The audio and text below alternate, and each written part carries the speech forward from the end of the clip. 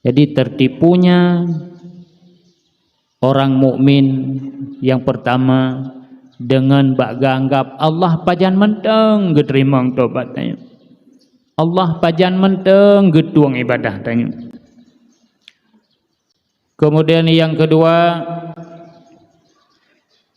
i'timadan ala ta'ati abaihi, menunda-nunda berbuat baik, tidak menghentikan perbuatan jahat, tidak menyesali dan bertaubat, dikarenakan i'timadan ala ta'ati abaihi, karena berpegang kepada bapaknya yang hebat, orang tuanya yang taat. Iyah ge hurung malib, iyah ge hurung god